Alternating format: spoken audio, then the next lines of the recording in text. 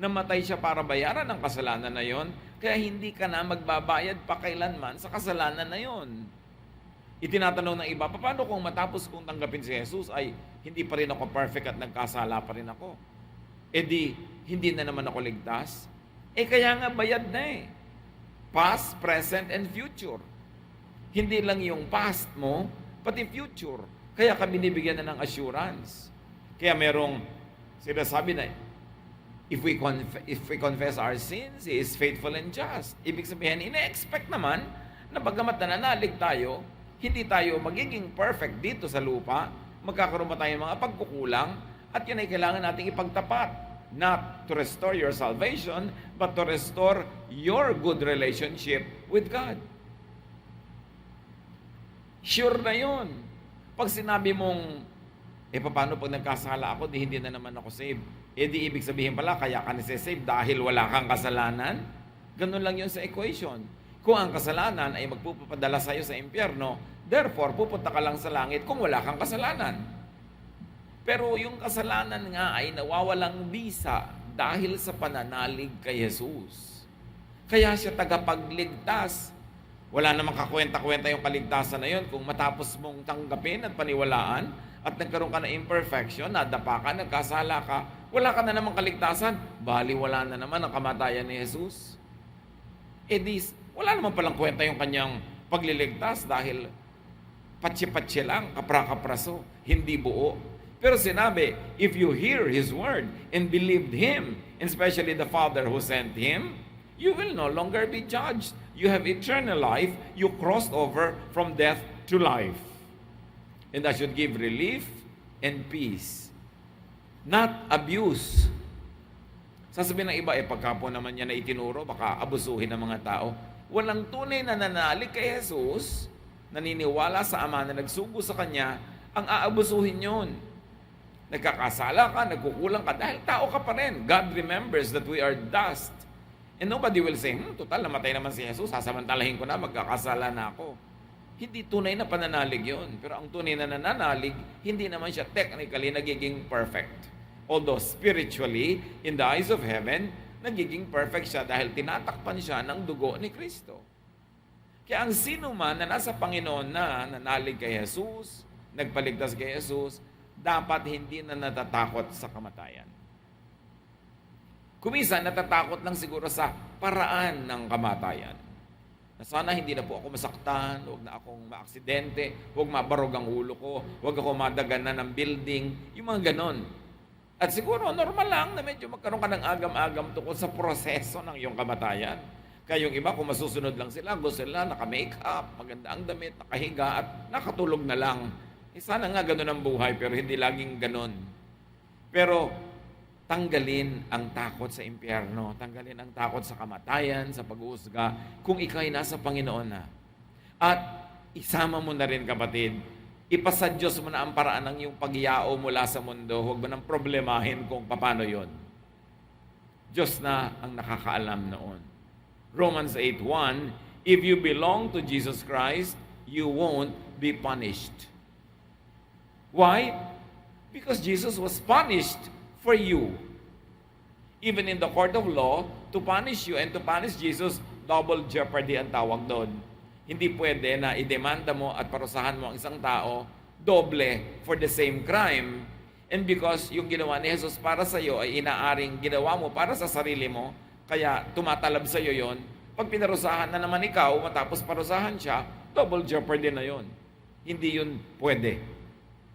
1 Peter 2:24, He Himself bore our sins on His body on the cross, so that we might die to sins and live for righteousness. By His wounds, you have been healed.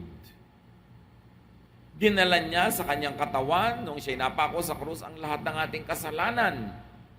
At nung binayaran niya yun ng kamatayan at siya'y nabuhay na muli, ibig sabihin, higit ang ibinayad niya kesa doon sa binayaran, may sukli pa, nabuhay siyang muli. Kaya kasama kang nabubuhay na muli ni Jesus, kaya kung ikay mamatay man, ay babangon kang muli. Hindi ang katawang yan, kundi ang iyong espiritu, dahil yung katawan na inililibing sa lupa, At naniniwala ang maraming pagdating ng panahon ay bubuhayin din yun. At maraming pagtatalo kung paano, pero hindi na tayo dadako pa roon. Ang mahalaga, ang espiritu na humihiwalay sa katawan ng tao sa oras ng kamatayan ay umuuwi agad sa Diyos. At kung ikaw ay nabubuhay pa, mabubuhay ka para sa katuwiran, sa kabutihan, sa kagandahang loob, bagamat hindi inaasahan that you will be 100% perfect. But Jesus died for you, at dahil siya'y nagkasuga sa kanyang katawan, ikaw ang gumaling. Dahil ikaw itong luminis, sa kanya natambak yung dumi, kaya siya nagbayad at namatay sa krus. Kaya ang sinasabi sa kamatayan ng 1 Corinthians 15:55-57, where is its victory? Where is its sting? Sin is what gives death its sting, and the law is the power behind sin. But thank God for letting our Lord Jesus Christ give us the victory. Kumisan itong ganitong mga salita, masalimuot, paulit-ulit, pabalik-balik, mahirap maintindihan ang kahulugan. Pero ang pagkapasimplihin natin, itong sinasabi ni Paul, nasaan ang tagumpay ng kamatayan? Nasaan ang kanyang kamandag? Nasaan ang kanyang lason? Wala. Kasi kasalanan ang nagbibigay sa kamatayan ng tagumpay. Kasi kung makasalanan ka, namatay ka, mananalo ang kamatayan, dadaling ka niya sa kaparusahan sa walang hanggang pagdurusa. At nananalo yung kasalanan dahil may law. Sinabi ng law, bawal ang mga ganito, tapos ginawa mo, naging makasalanan ka tuloy, at dahil makasalanan ka, pag namatay ka, mahusgahan ka. Pero, sabi, salamat kay Jesus. Dahil sa ginawa niya, binayaran niya ang kasalanan mo, kaya kahit makasalanan ka, bayad ka na. At number 2, dahil sa kanyang ginawa at katuruan, kabutihan, binaliwala niya ang law. Hindi na tumatalab sa iyo ang law ni Moses. Ang tumatalab sa iyo is the law of love of God through Jesus. Binaligtad niya ang effect ng law. Imbes condemnation, naging justification. Imbes parusa, naging gantimpala pa dahil kay Jesus. Kaya napakahalaga na si Jesus ay panaligan, paniwalaan, tanggapin at sundin. Why else do people fear death? Because of the unknown. Maraming hindi alam ang tao, nagiging hiwaga tuloy. At anumang nasa dilim ay kinakatakutan ng marami. Pero pag tinapunan mo ng liwanag, hindi naman pala nakakatakot. Yun lang palang dilim ang nagpapamukhang nakakatakot ito. At ganoon ang kamatayan, parang maraming dark areas. Kasi hindi naman totally ipinaliwanag kung paano, ano mangyayari, kailan, saan. Kaya tuloy kinakatakutan. But Psalm 23 verse 4 says, I may walk through valleys as dark as death, but I won't be afraid. You are with me, and your shepherd's rod makes me feel safe. Even though I walk through the valley of the shadow of death, I will fear no evil, for thou art with me. Thy rod and thy staff, they comfort me. Sabi ng ibang versions. Kahit daw maglakad pa siya sa pinakamadilim na libis, mga libis ng kadiliman, di siya matatakot dahil kasama niya ang Diyos. Hindi siya nag-iisa.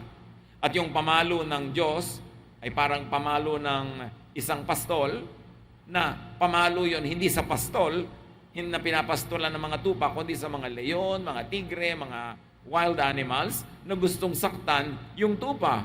At dahil nakikita mo yung pamalo na yun ng Diyos, hindi yung para sa'yo, hindi ka natatakot, lalo kang gumagaan ng loob sapagkat alam mong yun ang ipamamalo sa anumang mga mabangis na hayop na gusto kang salakayin. Ang lagi kasing itinuturo ng religion, papaluin ka ng Diyos, ikaw lagi ang natatakot na papaluin. Ang papaluin nga ng Diyos yung mga gustong sumakit sa'yo, manakit, manira. Hindi na ipapakilala ang Diyos ng tama dahil laging ginagamit ang Diyos na panakot. Takot tuloy yung umiiral sa puso ng mananampalataya. At di man natin alam kung ano ang mga detalye ng kamatayan, ng buhay na walang hanggan. Alam yun ang Diyos. May plano siya. At sapat nang naniniwala tayo sa Kanya para magkaroon tayo ng kapayapaan na alam niya ang Kanyang ginagawa. Jeremiah 29:11, For I know the plans I have for you, declares the Lord. Plans to prosper you and not to harm you. Plans to give you hope and a future. Sabi ng Diyos, alam na alam ko ang mga plano ko para sa iyo. May plano ako para sa inyong lahat. Ang planong ito ay para kayo pasaganain, hindi para kayo saktan. Planong ito ay para bigyan kayo ng pag-asa at ng magandang kinabukasan. So hindi mo man alam, manahimik ka na lang kasi alam ng Diyos kung ano ang darating sa atin. God knows. God has a plan. Romans 8:18, I am sure that what we are suffering now cannot compare with the glory that will be shown to us. So meron ka mang pagdurusa, minsan meron ka mang pagdududa, meron ka pag-iisip. So natitiyak ko na ang kaluwalhatian na ibubunyag pagdating ng panahon ay higit sa mga mumunting paghihirap na dinaranas natin ngayon. Glory, not gloom, awaits God's people. Ang naghihintay sa mga anak ng Diyos ay kaluwalhatian, hindi kapahamakan, hindi kalungkutan. Matthew 25:23, wonderful, his master replied. Ito doon sa kanyang servant na maganda ang performance. You are a good and faithful servant. I left you in charge of only a little, but now I will put you in charge of much more. Come and share in my happiness. Yun ang plano ng Diyos, yun ang inilaan ng Diyos sa kanyang mga anak, lalong-lalo dun sa magiging tapat sa paglilingkod, magiging tapat sa kanilang ginagawa, na sila ay hahatian ng kagalakan ng Diyos. Happiness is what God will share with His people. At pag lahat ng yan, ninamnam natin, baka ngayon ba ma-excite pa na sumakabilang buhay eh. Lalo't kung ang buhay dito hindi naman kagandahan. At kahit kagandahan pa nga, alam mong higit ang plano. Pero dahil nga hindi natin alam yung detail, talagang ayaw pa nating to die is gain. Mas gusto nating mas to live is Christ. Dahil lang, hindi natin talaga alam yung mga detalye. Ang pumapalit tuloy sa excitement, kumisan, agam-agam, doubt, and fear. People fear death because of disconnection with earthly life and relations. Isa yan ang tumatakot sa atin sa kamatayan, na malalayo tayo sa mga mahal natin sa buhay, mapuputol ang ating interaction, ang ating koneksyon. At isa na dyan, sa ating buhay na ito na ayaw nating mabitawan, is our attachment to the physical body. Kaya tayo natatakot. May mga fear na baka painful ang aking death, baka violent, baka bloody. We are so attached to this body. Meron pa na, parang nakakatakot namang malagay sa ataol, parang masikip, baka mahirap huminga. Hindi ka na nga hihinga kasi patay ka na eh. Meron naman na ayaw pang malibig sa ilalim ng lupa, baka daw madilim, baka claustrophobic. Kasi nga akala mo ikaw yung iyong katawan. Kaya yung mga namamatayan, sobrang lungkot pagka ipinapasok na sa ataol yung katawan, o kaya ibinababa na ng bahay yung katawan, o kaya ipinapasok sa nicho o inililibing sa ilalim ng lupa. Kasi itinatrato nyo yung katawan nung yumao, dahil siya pa rin. No, hindi na siya yun. Yun na lang ang sisidlan ng kanyang tunay na personhood, which is his or her soul. Pagkalagot ng hininga, ang hininga ng mananampalataya ng anak ng Diyos, ang kaluluwa, ay bumabalik na agad sa Diyos. Wala na yun doon sa lamayan, wala na yun sa burol, wala na yun doon. Nasa Panginoon na, at ang naiiwan na lang ay yung katawan. So, while people might be afraid about their physical body, but what Ecclesiastes 12:7 says must be considered. And the dust returns to the ground it came from, and the spirit returns to God who gave it. Ang katawang lupang alikabok ay bumabalik sa lupa para maging alikabok muli. At ang espiritu na inilagay dito ng Diyos ay babalik sa Diyos na siyang nagbigay. So huwag na tayong masyadong malungkot pag nakikita natin yung katawan na inililibing o kung ano man ang ginagawa doon. Minsan ayaw pa magpa-cremate ng iba dahil baka paano daw siya bubuuin uli ng Diyos. Pagdating ng araw, bakit kung buo ka bang inilibing at naging alikabok ka rin doon, di bubuuin ka pa rin. Hindi ka naman nananatiling buo. Problema na ng Diyos yun kung paano niya bubuuin, kung bubuuin niya as is. But the point is, you are not your body. You are your spirit. You are that life that came from God that was temporarily sheltered in that body. Akala kasi natin tayo yung katawan natin. For a while, yes. As long as the spirit lives in the body. Kaya, kung iunawain natin ang mga katuruan na ito, mas gagaan sa ating pakiramdam. Yung paghihiwalay, yung paglilibing, yung kamatayan ng katawan. Kasi alam nating, hindi naman talaga namatay yung tao, yung katawan lang. Kasi dati namang walang buhay yung katawan na yun eh. Yung mga bahagi ng lupa na nasipsip ng ugat ng papaya, nagkabunga yung papaya, kinain mo yung papaya, naging bahagi mo. Natural, dapat bumalik ulit sa lupa yun para maging abukado naman o maging santol. Magpapabalik-balik kasi kung hindi naman babalik sa lupa ang katawan ng tao, di na ubus yung lupa. Kasi nakain na natin lahat yung laman ng lupa, generation to generation to generation, wala nang babalik. Wala nang sustansya yung lupa. Hindi tayo katawan natin lamang. Tayo'y espiritu. At yun ang mahalaga. People can be afraid of death because of their attachment to people. Ayaw na maghiwalay. Pero, bakit? Bago ba kayo isinilang, magkasama na yung espiritu nyo? So, habang yung katawan nyo nasa lupa, pinahiram ng laman na espiritu, doon lang kayo nagkakaroon ng relasyon. Kaya yung pinoproblema ng iba, tinanong nila si Jesus, paano po sa kabilang buhay kung isang tao ay nagkaroon ng 7 asawa? Sino na ang asawa niya sa kabilang buhay? Bakit? Kasi ina-expect nila na yung buhay dito sa mundo, sa kabilang buhay, ganun-ganun pa rin. May asawa ka pa rin, may ganito ka pa rin. Kaya yung mga ibang matatandang kultura, dala-dala yung mga palayok nila, yung mga suklay, yung mga araro, kasi akala nila, yung ginagawa nila dito, gagawin pa rin nila sa kabilang buhay. Pero alam natin, hindi. Lahat ng mga antik natin na nahukay sa ating mga ninuno, mga alahas nila, mga palayok nila, hindi naman talaga nila nadala sa kabilang buhay, na iwan sa lupa. Sa mga libingan sa Egypt, yung mga kayamanan ng mga pharaoh, ng mga royal families, dala-dala nila hanggang mga salamin, mga panggupit ng kuko, mga pang-makeup. Nandun, naiwan. Kasi yung nasa lupa, pang-lupa lang yun. Kaya yung mga relasyon din natin sa lupa, dapat nating maintindi na hindi ganon ang mangyayari pag tayo pare-pareho nang nasa piling ng Diyos. Kaya ang sagot ni Jesus sa nagtanong kung ano mangyayari, sino magiging asawa sa kabilang buhay kung maraming naging asawa dito, isa-isang namatay, pero asawa lahat. Matthew 22:30, at the resurrection, people will neither marry nor be given in marriage. They will be like the angels in heaven.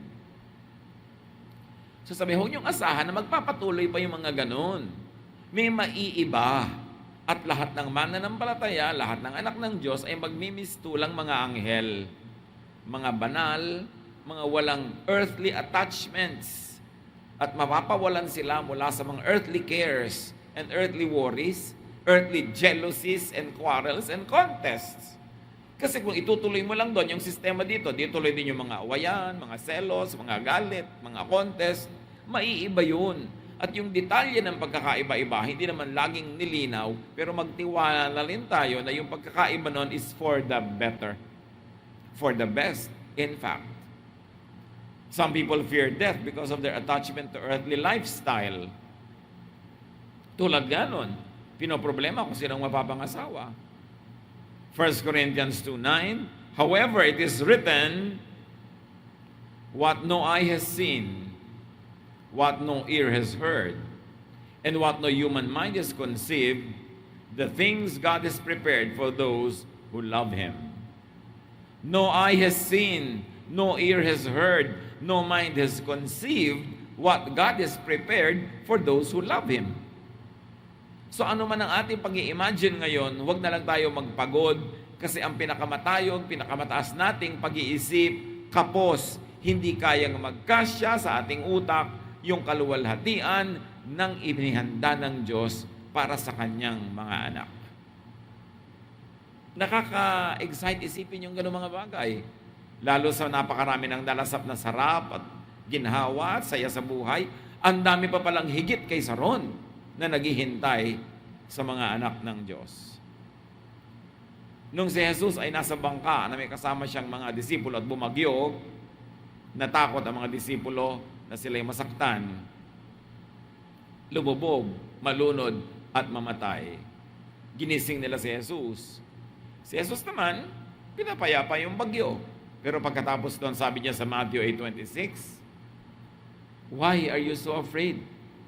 You surely don't have much faith." Yung kawalan ng pananalig, sabi ni Jesus, yan ang ugat ng inyong mga takot. Kaya kayo natatakot, wala o konting masyado ang inyong pananampalataya. Fear is inversely proportionate to lack of faith. Meaning, the less faith, the more fear. So, kung mas matatakotin tayo, isa lang ang ibinubunyag noon, konti ang ating pananalig sa Ama at sa Anak. Now, fear is in the mind. Yang fear, yang takot, nasa isip yan. Iniisip lang yan. Kaya ang pangontra dyan, isip din. Only what is also in the mind can defeat fear, and that is faith. Dapat bawat naiisip natin katatakutan, palitan ng pananalig, palitan ng paniniwala, palitan ng pagtitiwala sa Diyos. Luke 17:5, the apostles said to the Lord, "Make our faith stronger. Increase our faith." So dapat dagdagan ng pananalig, manalangin, magtiwala, at kung kulang at kulang, humingi sa Diyos ng dagdag na pananalig tulad ng ginawa ng mga apostles. Kasi alam nila yung pananalig nila kulang at kulang, humingi sila ng dagdag pa. At dagdagan din ng knowledge. Know the verses, know the scriptures that teach about death and the assurance of a glorious future in the Lord. Ignorance is the source and cause of fear. Kaya dapat may knowledge. Know God's will and plan for His people. Though they are not exactly detailed, but there's enough outline for you to understand the general direction of how things will be in the future. And that will lead to hope and peace. Ang pinakamahalaga, hope and peace. Dapat yun ang hindi nawawala, at dapat yun ang pinapalaki, hindi fear and trouble. 1 John 4:18, a real love for others will change those who listen. The thought of being punished is what makes us afraid. It shows that we have really learned to love. Ano ang kaugnayan ng pagmamahal sa kapwa at pananalig sa Diyos na nagbubunga ng kapayapaan? Sabi ni Jesus, kaya kayo matatakotin ay kulang kayo sa pag-ibig. Hindi pa kayo nakakaranas sa pag-ibig na yung pag-ibig na sa akin. Anong kinalaman ng fear sa love? Kung ikaw magulang, kung anak, o kapatid, asawa, mahal mo yung mahal mo. Lalo magulang, mahal mo ang anak mo. Alam mo na dahil mahal mo siya, hindi mo siya papabayaan. Hindi mo siya ipahamak. Hindi mo siya nanaisip masaktan, mag-usap. Mahal mo siya kaya ganon. Kung nagmamahal ka, doon ka lang makakaintindi kung gaano magmahal ang Diyos. Kasi tao lang, makasalanan, kulang, pero magaling tayong magmahal. Lalo't nagpasya tayong magmahal talaga. Talagang sakripisya ang pagmamahal natin, nagtitiis tayo, nagdurusa para sa mahal natin. Pagka alam mo na yung ganung uri ng pag-ibig, magkakaroon ka na ngayon ng panukat, bagamat hindi sapat, pero magkakaideya ka kung gaano ka aalagaan ng Diyos, kung gaano ka ipag-aadya ng Diyos sa masama, kung paano niya ihahanda ang mabuti para sa iyo. Dahil kung ikaw nga na magulang na makasalanan, mabuti sa iyong anak, lalo naman na magulang natin sa langit na walang kasalanan, mas mabuti siya sa atin. That's why love is the key that will open up your understanding to peace and security. Because whoever you love, you want to do good things for that person. But God loves us, therefore gagawan niya tayo ng mabuti. At magkakaroon ka lang ng clue sa pag-ibig ng Diyos kung ikaw mismo marunong umibig. Pero kung magdududa ka sa pag-ibig ng Diyos, magdududa ka rin sa Kanyang magandang layunin sa iyo. At ang nagdududa lang sa pag-ibig ay yung hindi umiibig. Pag alam mong magmahal, alam mong gagawin mo ang lahat para sa mahal mo. And infinitely more than how we love is how God loves us. That's why if you love others, you will have a key in understanding how much God loves us and how secure we are in God's hands. Kaya sabi sa Romans 8:35-39, who shall separate us from the love of Christ? Shall trouble, or hardship, or persecution, or famine, or nakedness, or danger, or sword? No, in all these things, we are more than conquerors through Him who loved us. For I am convinced that neither death nor life, neither angels nor demons, neither the present nor the future, nor any powers, neither height nor depth, nor anything else in all creation will be able to separate us from the love of God that is in Christ Jesus our Lord. Sabi niya, nananalig ako. Wala akong agam-agam, wala akong kaduda-duda na wala anuman, sino man na makapaglalayo sa atin mula sa pag-ibig ng Diyos sa pamamagitan ni Jesus. Kamatayan man o buhay, nakaraan man o kinabukasan pa, ganon, anghel man o demonyo, walang makakakayang maglayo sa atin sa Diyos dahil kay Jesus. Not even death. In fact, death will make us closer to God. Kaya napakagandang project, mga kapatid. Kung may nalalabi pa tayong malaking takot sa kamatayan, tanggalin yan. It is in the hands of God. The God who loves us and has proven His love for us by sending His Son Jesus to die in our place. So you want to be less afraid of death? You want to be less afraid of many things? Know the love of God. And the best way to know the love of God is to love others truly. Sanayan ang sarili magmahal. Ibigay ng todo-todo ang ating pagmamahal. Love generously, lavishly, dramatically. And then you will have a clue as to how much God loves you. And when you comprehend, even just for a little, how much God loves you, your fears will vanish. They will go away. Because God, who is God of gods, King of kings, and Lord of lords, loves you. And that love is enough for God to plan for you, to have a glorious future for you. And therefore, you should not be afraid of the future. Neither death nor life can separate us from the love of God. Dear Lord, thank you that you love us. Turuan niyo kaming maunawa itong mensaheng ito para matanggal o dili kaya'y malaki ang mawala sa aming agam-agam at takot sa kamatayan at sa iba pang mga bagay-bagay na ito sa buhay.